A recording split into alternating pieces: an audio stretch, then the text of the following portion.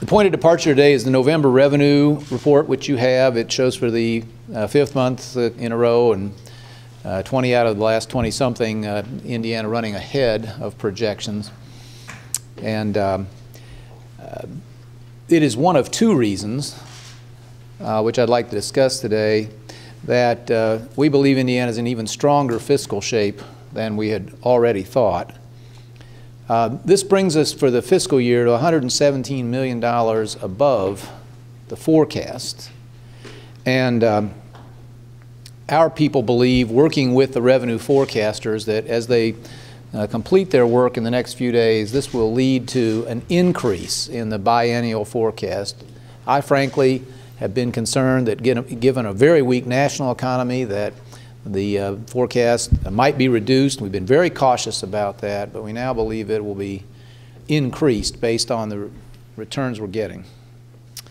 But then there's a second reason, and I don't know any better way to start than to say that Christmas came early, or maybe that Hoosiers got a Christmas bonus. Yesterday afternoon I learned that due to a programming omission in the Department of Revenue, one source of revenue to the state has not been routinely swept into the general fund, but has stayed in a holding account. And I'll come back in a minute and explain how this happened, but just let me tell you the short of this. Of 28 revenue streams, again, that come into this holding account, as we've modernized revenue, most of it now is digital. One of them, corporations paying by what is called e-check, did not have the appropriate code to be swept to the general fund on a regular basis. And although this amounts to only half of 1% of all the funds that move through there over a 5-year period, it amounts to almost $300 million total. I want to point out at this stage, the state always had the money. The state always earned interest on the money. It was just sitting in this account and was not attributed to the general fund. I'd also like to point out that at any point in time, the state has literally billions of dollars in funds other than the general fund, dedicated funds which you cover, highways, HIP, on and on. But slowly, and not noticed until very recently, this amount was growing in the holding fund and will now be available and has been transferred to the general fund where it belongs. The Department of Revenue, a few years ago, as it was modernizing its systems, also created a Department of Internal Audit. It was one of those folks who noticed that there seemed to be an abnormality here, and we're grateful to that auditor for catching the omission. So the sum of this is that for both these reasons, stronger than anticipated revenues, reflecting apparently some greater strength in the Indiana economy, and the appropriate now accounting for what was at the end of the last fiscal year about $288 million. Indiana's strong fiscal position looks even stronger, and the surplus that we have and that we expect to be there to protect us in the future is even larger. So, you know, where is it? I went to the Monopoly set, you know, as far as I'm concerned, we just drew the community chest card, bank error in your favor, collect not $200, but something much more. I don't suppose anybody has a question about any of that. Is there a reason, sir, to spend any of that money? No. You know, we'll certainly talk to the legislature about this change in our circumstance. I think, you know, our view, I like the budget they passed. Our view is government should spend what it must. There's another view that the government wants to spend everything government can get its hands on, but that's never been our outlook. Our outlook, of course, is that beyond some point of safety, balanced budget plus a surplus, beyond some point you ought to give the money back to the taxpayer or leave it with the taxpayer. And we have an automatic tax refund in the law of Indiana now, and that'd be my attitude. Does this get you it would project to, it wouldn't quite yet. but it would certainly project to. So there's a very good possibility from everything we know that we'd be in the zone triggering an automatic refund to taxpayers next year. Was this a category or was this one employer? No, it's a category. There are several ways that a corporation can pay digitally or electronically now. One of them is called e-check, and it's, I think, maybe the most heavily used of the options. And the software programmer who modernized the rest of the system did not write the necessary code to routinely, automatically sweep the money from one account to the general fund. So this was multiple companies? Yes. And it was the individual income tax submission? No, corporate income tax. Corporate. Multiple companies, and again, it was an imperceptible amount at first, and it grew over time. It's an important thing to note, for instance, that about half of this money only came in during this calendar year.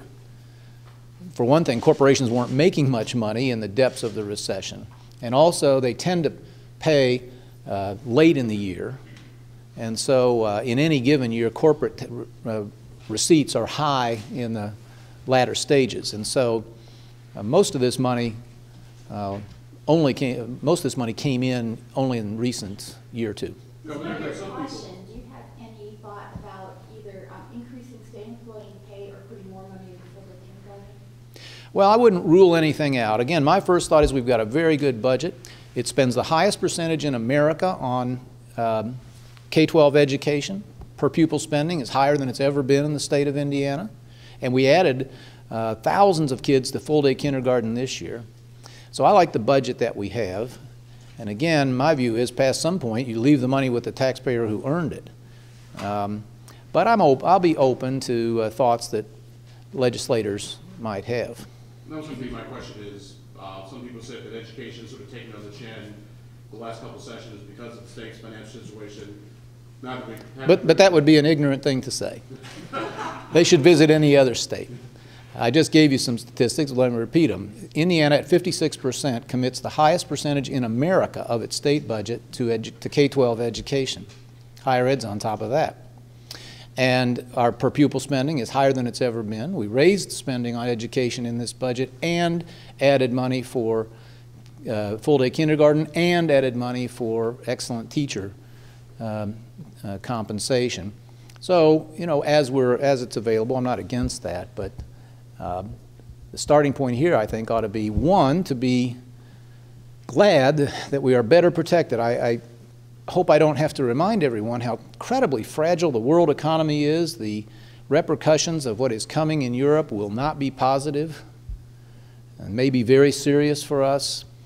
And for today, I'm very, very comforted to know that Indiana is even better protected against possible downturns than we thought we were yesterday morning.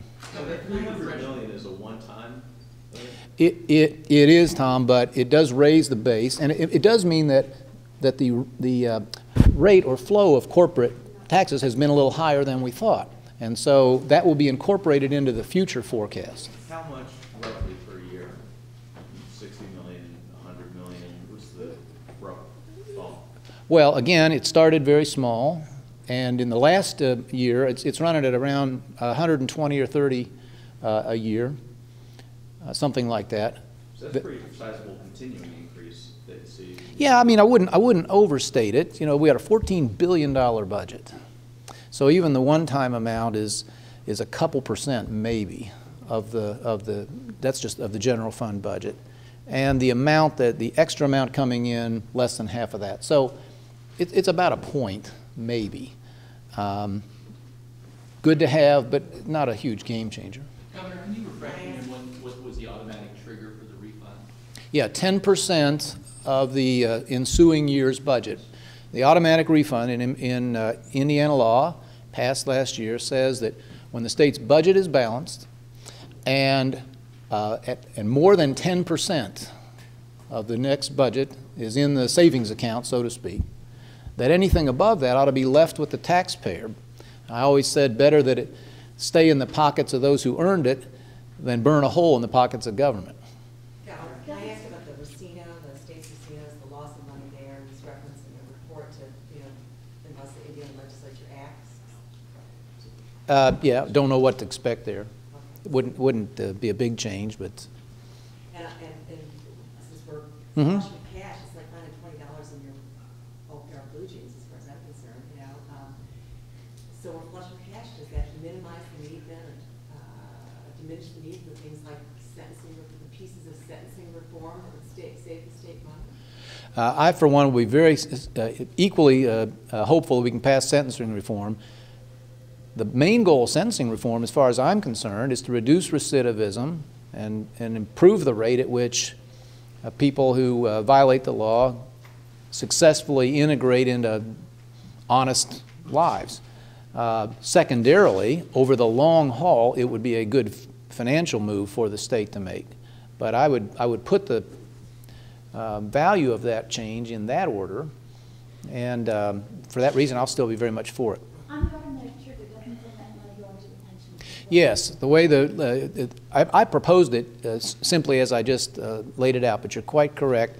The legislature did amend it, and half of it would go to the teacher pension fund, as it is now written. But we would have to wait till the next budget was passed to know how much would be available. No, there would be a measurement at June 30 of the amount in the surplus. We know what the budget for the next year is, and we'd measure one of those against the other. So is July then the soonest we would know whether or not that? Yes, it is, and it would apply on the subsequent tax returns. Can you talk about how that refund will make its way back to taxpayers? Yes. Again, when the state has its books in balance and more than 10% of the intended budget for the next year in the bank, in surplus, then my point in proposing the refund was above that point, or some point, you got to leave the money with the taxpayers who earned it. And so it would, every taxpayer would be able to reduce their next year's payment by the appropriate amount. Governor, I want to ask something a little off topic for a second. Mayor Gary-elect Karen Freeman has said one of her goals is to work better with the State House and the Governor's office. Are you optimistic about your opportunity to deal with her? Yeah, I am. I'm very hopeful. It seems to me Gary has made some real strides in the last year or two fiscally. Really significant. They've still got ways to go, but given where they started, I really would applaud what happened under former Mayor Clay and other people up there. They've done a lot to get their spending more in line with the available resources, and we are very, very hopeful. And what I hope will lead to real improvements in the Gary school system is another reason for optimism. But yeah, I'm looking forward. I've talked to her briefly once, looking forward to visiting further, and everybody here wants to help Gary any way we can. She wants a land-based casino. What do you think of that idea? I've always said I'm open to some adjustment of the casino arrangement up there if somebody can show us a good plan. I have never been stuck on the idea that it has to be boats, and to me that there's a sort of artificiality about that never struck me as essential. Shorter, simple, local doesn't want to be a priority this year. And we pursue the bolder proposal of going after eliminating townships. Well, Francesca, I'm for whatever we can agree on. I personally continue to believe that the township layer of government, all the offices that go with it, hundreds and hundreds of politicians, has outlived its usefulness. But I'm more than prepared to see compromise if we can find one. And in that area, a lot of talk about allowing it to be a local option. Maybe that's the best way to approach it. I certainly will come back and ask the legislature to clean up problems of nepotism and conflicts of interest, and possibly some local option around the three-headed executive county commissioner system. If you could get them to, though, consolidate and reduce local government when the budget was bad, isn't it going to be oddly harder to do if you have good budget news?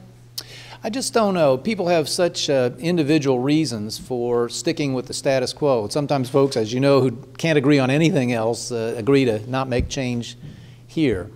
Actually, though, Mary Beth, I do believe that property tax caps will be a propellant of local government reform.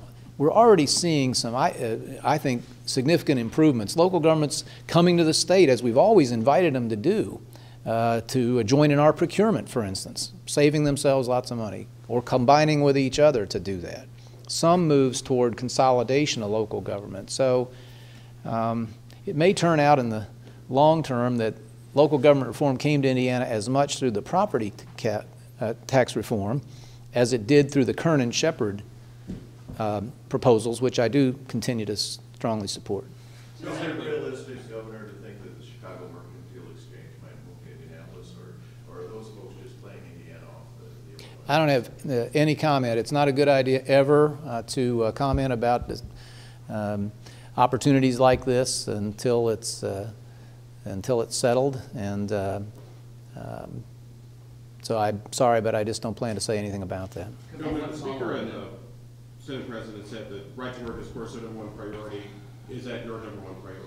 I'll have more to say about it soon. I've been studying this issue for a year, and I thought it was very important that it be studied not just by the legislators, but by the public and others, including me. So I'm expecting to have something to say about that shortly.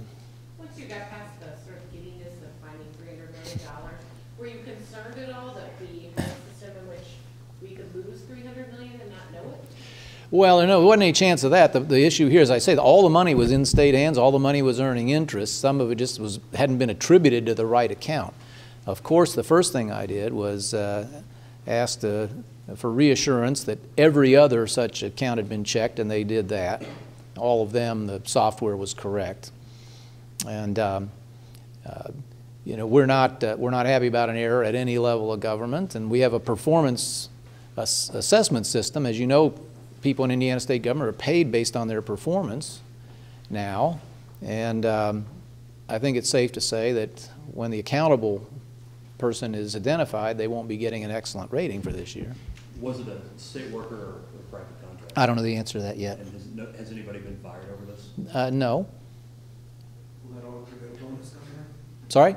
Will the auditor who found the money get a bonus? Quite possibly. You know, we just had our annual integrity summit. Some of you were there. There's nothing we like more than people who either find ways to improve or make government more efficient. And yeah, that's a possibility. It would be up to line management to recommend it. Will state employees overall see a pay increase next year?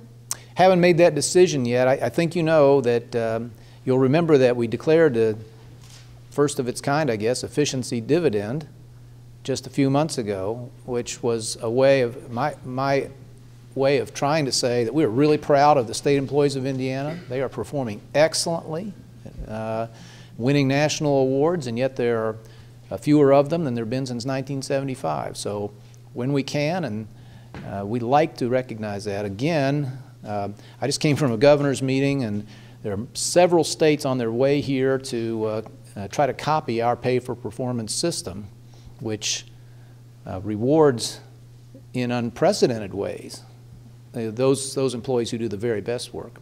So yes, I'm very hopeful too. We have not decided on a number. Governor, for clarification, the $300 million that was found, Yeah. does that date back to 2008, 9, 10? 7, fiscal 7. There now we're going to give you, as you leave, a little fact sheet, and you'll see, Raphael. But it dates back to 7.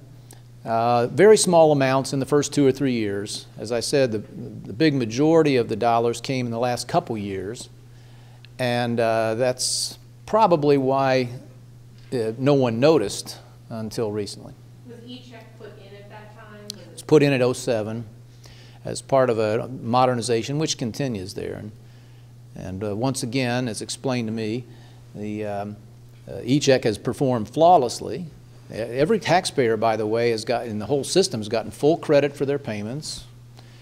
E-check performed as it was supposed to. The one omission was to write the necessary code to transfer or sweep on a regular basis. Did you guys notice some sort of decline in the corporate tax collections as it was? Well, it's a good question, Tom. You know, somebody asked this in the meeting yesterday, and I said, I didn't. Damn it.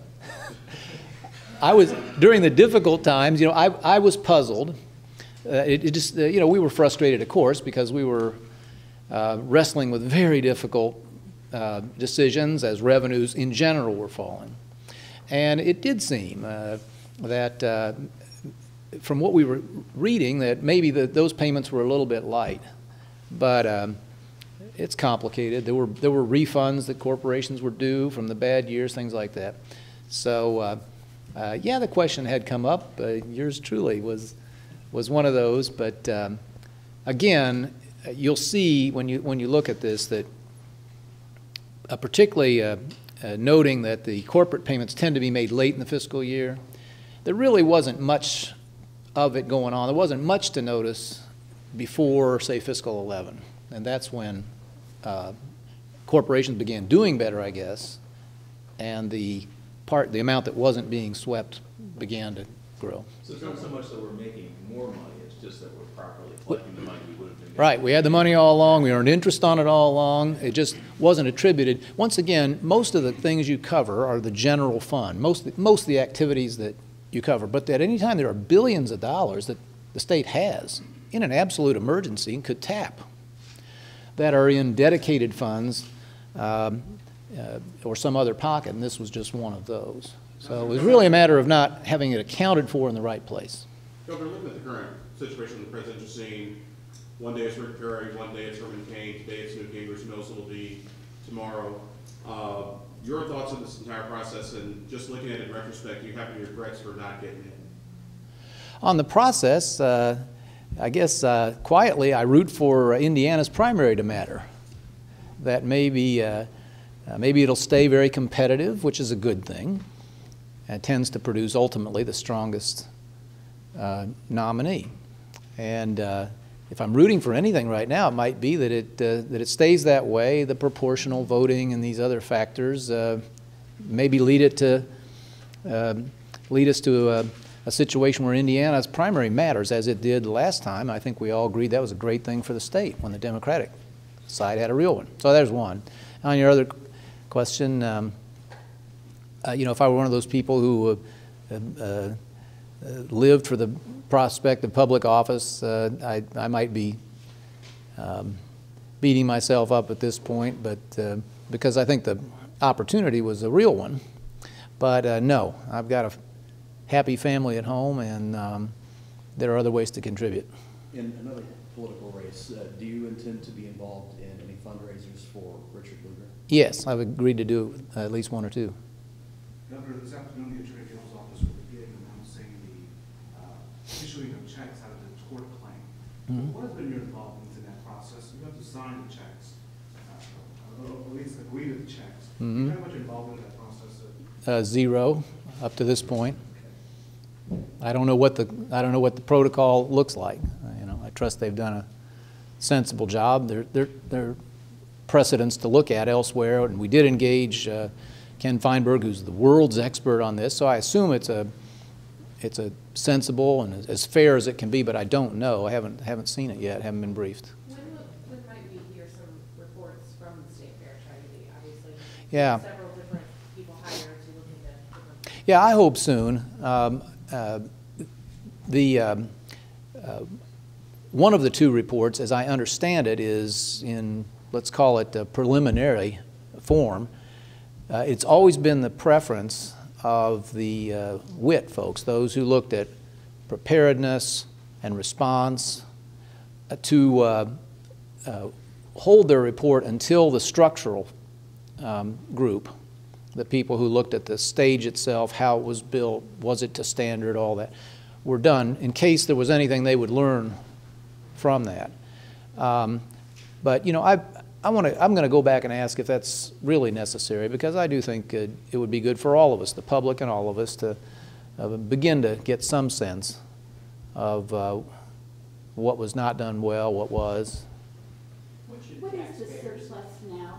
And the auditor who found it, is this an auditor who works for the state auditor? Yeah.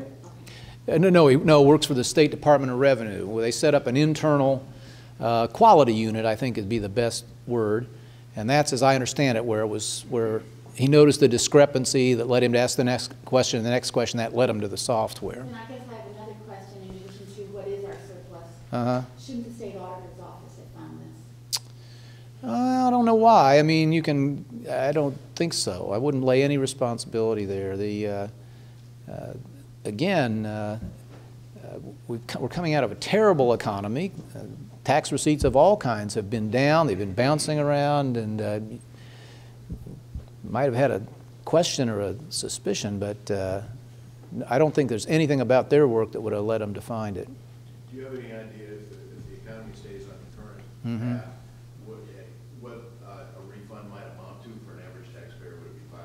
Would it be $40? Well, I'll give you a rough size that if surpluses reached $1.7 billion, let's say, which is not unreasonable given what we can see now. But just take that as a hypothetical, would you, Jim? I'm not forecasting anything here.